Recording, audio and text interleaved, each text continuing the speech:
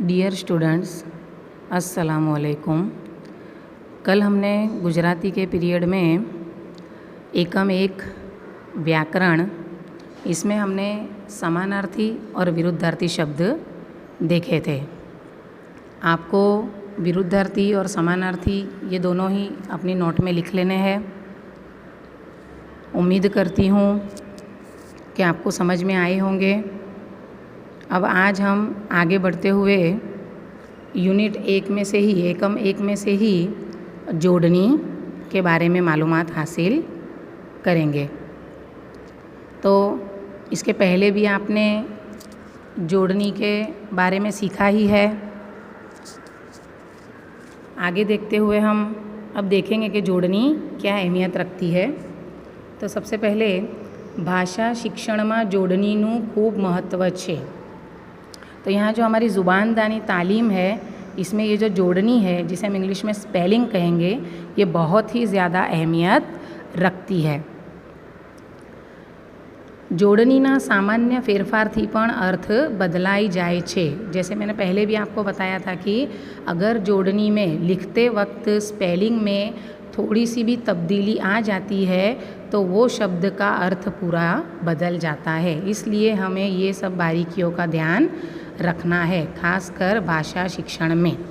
मिसाल के तौर पे गण और घण, ये स्वर व्यंजन सिखाते वक्त मैंने कुछ लफ्ज़ों के आपको फ़र्क बताए थे कि जो बोलने में एक जैसे लगते हैं, लेकिन बारीकी से अगर ध्यान दो तो इसमें फ़र्क है। जो पहला गण है इसमें ग गरुड़ नो ग है, और दूसरा जो घण है इसमें घ घर नो घर, घ घर नो घ है। तो ये दोनों ही भले ही प्रोनाउंसिएशन में एक जैसे लगे, लेकिन लिखते वक्त अगर हम इसमें मिस्टेक करते हैं तो पूरा अर्थ बदल जाएगा। जैसे गण, पहला वाला जो गण है जिसमें गरुड़ का ग इस्तेमाल किया गया है, वो गण का मतलब होता है टोळू, समूह यानी गिरोह। और उसके अपोज में घण, जिसमें घ घर का ग यूज़ हुआ है, उसका अर्थ होता है मोटो हथौड़ो यानी बड़ा हथौड़ा।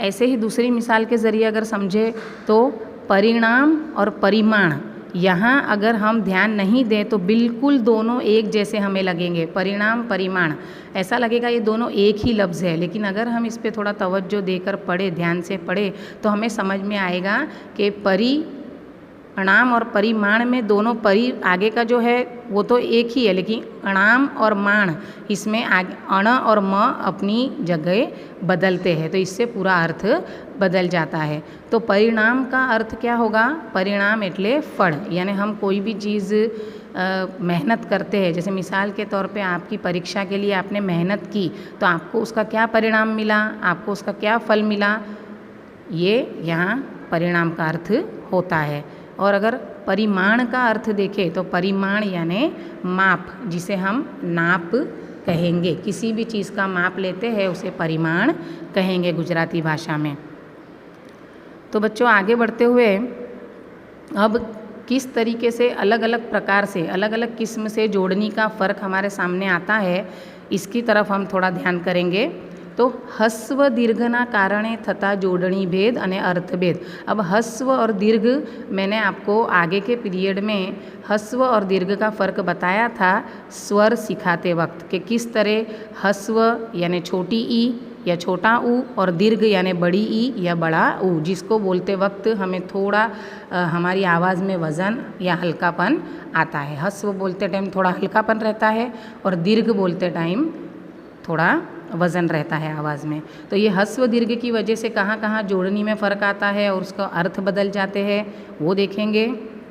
तो यहाँ आप देख सकते हैं दिन, ये जो दिन में है ये हस्व ई है, उसका अर्थ होता है दिवस। और ये जो दूसरा दिन है इसमें दीर्घ ई है, ये दिन का मतलब होता है गरीब। तो ये भले ही प्रोनाउंसिएशन में हमें एक जैसे लगे या दिखने में भी हमें ऐसा लगा कि एक हस्व दीर्घ के फ़र्क से क्या हो जाएगा, कभी हम इधर हस्व ई लिख देते हैं दिन में तो कभी दीर्घ ई लिख देते हैं, लेकिन भाषा में ये गलती बिल्कुल भी नहीं चलेगी, क्योंकि इससे शब्द का अर्थ बिल्कुल भी बदल जाता है। तो अक्सर परीक्षा में भी आपको आता है ये कि दिन, इसका अर्थ होता है दिवस, और जो दूसरा वाला दिन है दीर्घ ई वाला दिन, वो उसका अर्थ होता है गरीब। यहाँ गुण, तो यहाँ आप देखेंगे कि नीचे हस्व ऊ है यानी छोटी ऊ है, तो ये गुण का मतलब होता है विशेषता, मतलब कोई भी खूबी। और दूसरा ये जो गुण है इसको थोड़ा हम वज़न देके पढ़ेंगे, गुण, तो ये जो नीचे गुण है इसका दीर्घ ऊ लगा हुआ है, तो इसका मतलब होता है थैली। ऐसे ही इसमें हस्व ई लगा है जिन, तो इसका अर्थ होता है जैन तीर्थकर। जिन का मतलब होता है जो जैन समुदाय है, जैन धर्म के लोग हैं, वो जहाँ इबादत करने जाते हैं उसे जैन तीर्थकर कहते हैं। और ये जो नीचे वाला जिन है, ये लफ्ज़ का अर्थ होता है एक जातनु भूत, यानी एक प्रकार का भूत, जिसे हम जिन्नात भी कहते हैं। अब स्वरना अर्थ भेद वाला शब्दों, तो स्वर भी मैंने आपको सिखाए हैं, कौन कौन से हैं हमारे स्वर और कितने हैं आपको याद होगा ही। तो गुजराती भाषा में 13 स्वर है, एक बार रिवीजन कर लेते हैं। अ आ ई उ ए ऐ ओ औ अम अह, और रू भी आता है इसमें, कुल मिला के 13 होते हैं। तो यहाँ हम देखेंगे कि स्वर के फ़र्क से कैसे अर्थभेद हो जाता है या मीनिंग में फ़र्क आ जाता है। तो यहाँ आप देखेंगे अपेक्षा, अपेक्षा में पहला जो अक्षर है अ, ये स्वर है। अपेक्षा का मतलब होता है इच्छा, आशा, यानी एक्सपेक्टेशन, हम किसी से उम्मीद रखते हैं वह। और दूसरा है उपेक्षा, यहाँ दोनों एक जैसे है, अपेक्षा उपेक्षा, लेकिन जो पहला लफ्ज़ है वो स्वर में उसके फ़र्क है। पहले में अपेक्षा में अस्वर है और दूसरे में उ स्वर है।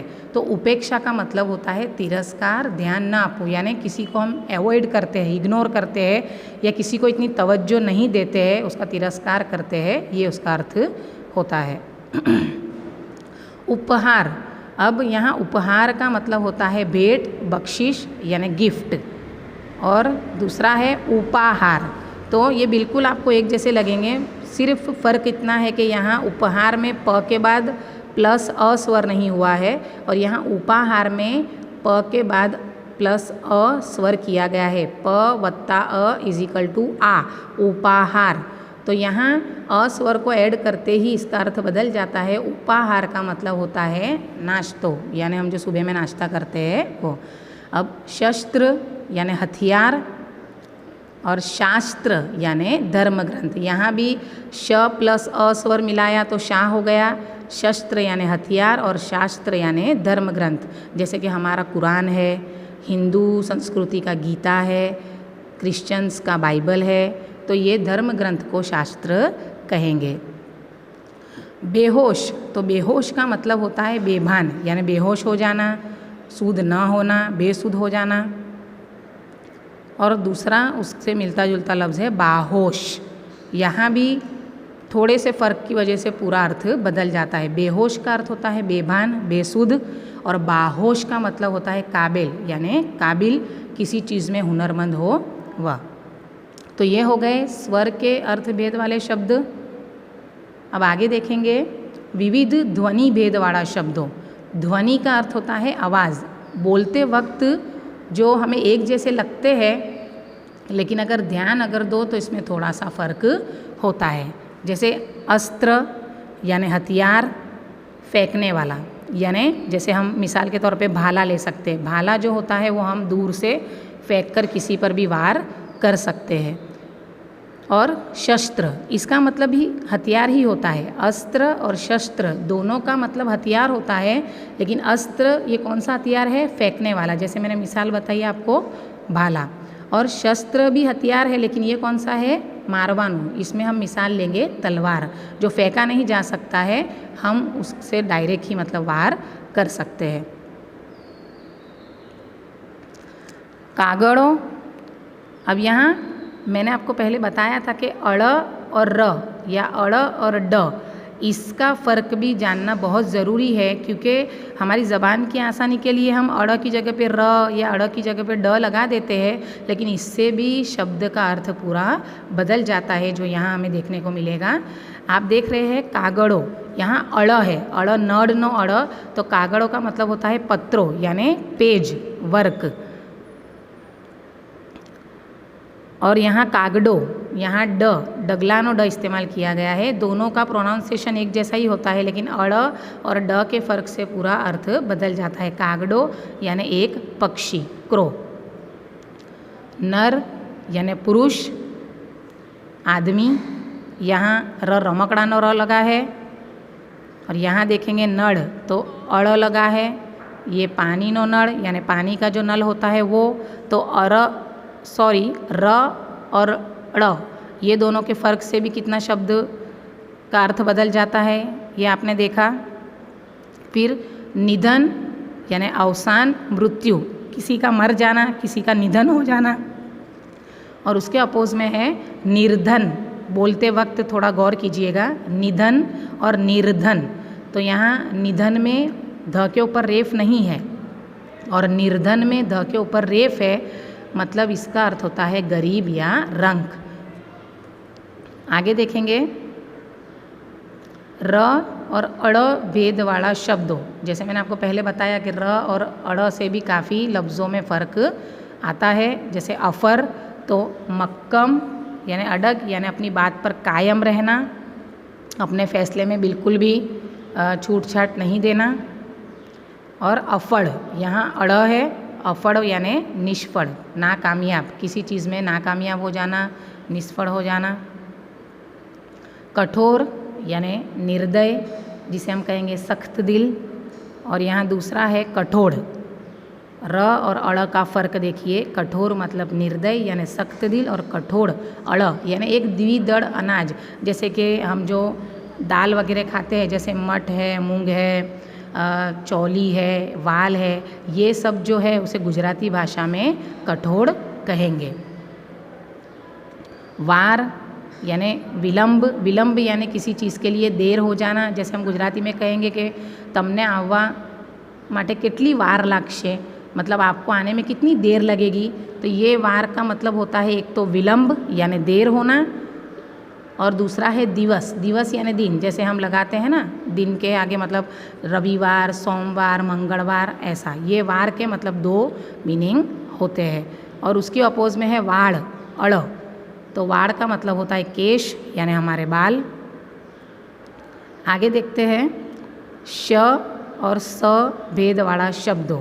श यानी शरणाईनो श और स यानी ससलानो स। ये बोलते वक्त ही आपको श यानी जिसे आप कहेंगे बड़ी शीन और स यानी छोटी सीन, तो इसके लगाने से भी शब्द के अर्थ बदल जाते हैं। जैसे पहला है सुर, जिसमें स ससलानो स लगा है, तो सुर का मतलब होता है स्वर और यानी आवाज़। और दूसरा जो शरणाईनो श है, उसका शुर अगर लगाएंगे, दूसरा श लगा देंगे, बड़ी शीन लगा देंगे, तो उसका मतलब होता है पराक्रमी यानी बहादुर, शूरवीर जिसे कहेंगे। फिर देखेंगे साल यानी वर्ष, जिसे इंग्लिश में कहेंगे ईयर्स। फिर शाल यानी ऊनी कामड़ी, मतलब ठंडी के मौसम में जो हम ठंड से बचने के लिए जो शाल ओढ़ते हैं, उसका यहाँ उल्लेख किया गया है। सांप, तो इसका अर्थ होता है सर्प यानी स्नैक, जिसके डसने से जान भी जा सकती है। और दूसरा है शाप, इसमें शरणाईनो श है, शाप, शाप यानी बद्दुआ, जैसे हम किसी को बद्दुआ देते हैं कि भाई मैं तुम्हें शाप देती हूँ कि भाई आगे की ज़िंदगी में तुम्हें कुछ तकलीफ़ हो, ऐसा। ये सिर्फ आपको समझाने के लिए मिसाल थी। शाप का मतलब होता है बद्दुआ। शरत यानी होड़, स्पर्धा, किसी चीज़ की शर्त हम लगाते हैं ना। और सरत, ये ससले वाला स है, सरत यानी ध्यान, लक्ष्य, हमारा ध्यान। आगे देखेंगे अनुस्वार्थी तथा शब्द भेद वाला शब्दों। अनुस्वार ये हमने पहले सीखा है। अनुस्वार यानी डॉट, जो शब्द लिखते वक्त ऊपर की तरफ आता है बिंदी की तरह, डॉट कहेंगे जिसे, बिंदु कहेंगे। तो अनुस्वार लगाने से या नहीं लगाने से भी शब्दों के अर्थ में बहुत बड़ा फ़र्क आ जाता है। जैसे प्रोनाउंसिएशन पे ध्यान देना, मेरे तलफ़ुज़ पे ध्यान दीजिएगा। उदर, उदर का मतलब होता है पेट, और दूसरा है उंदर। अब उंदर में आप देखेंगे यहाँ ऊ के ऊपर अनुस्वार है, छोटा सा बिंदु डॉट लगा है, तो उंदर का अर्थ होता है एक प्राणी, मतलब चूहा। तो यहाँ अनुस्वार नहीं लगाने से उदर का मतलब पेट होता है, और अगर ये उदर में एक अनुस्वार लग जाए ऊ के ऊपर तो उसका प्रोनाउंसिएशन कैसे होगा, उंदर। तो वो एक प्राणी बन जाएगा, मतलब उसका मीनिंग होगा चूहा। एकाकी, एकाकी मतलब एकलू यानी अकेला। और एकांकी, क के ऊपर डॉट है, अनुस्वार है, वहाँ गौर कीजिएगा। एकांकी का मतलब होता है एक अंक वाड़ू नाटक।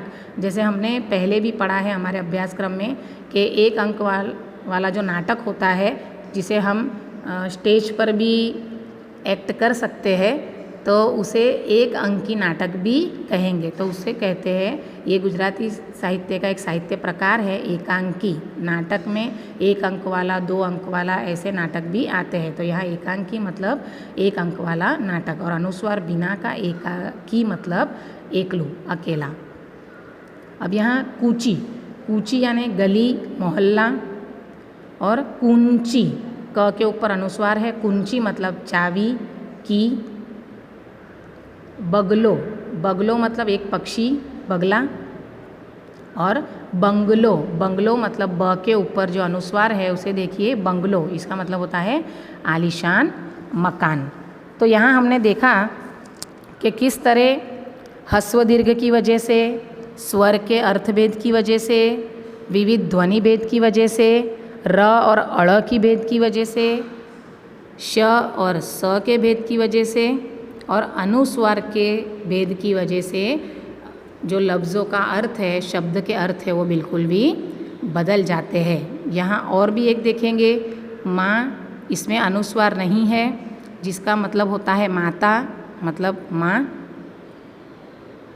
और माँ मतलब इसके ऊपर अनुस्वार है, इसका अर्थ होता है अंदर। मतलब अगर आपको कोई सवाल पूछे कि आपका छोटा भाई कहाँ है, तो गुजराती में आप कहोगे कि ए घर माँ छे, घर माँ छे, तो ये माँ के ऊपर अनुस्वार आएगा, मतलब कि घर के अंदर है। और अनुस्वार बिना का जो माँ है उसका अर्थ होता है माता, मदर। तो उम्मीद करती हूँ कि ये सब जोड़नी के भेद आपको समझ में आ गए होंगे, और हमारी छोटी छोटी गलतियों की वजह से भाषा में हम बहुत बड़ी, मतलब कि अर्थ बदल जाता है, बहुत बड़ी गलती हो सकती है।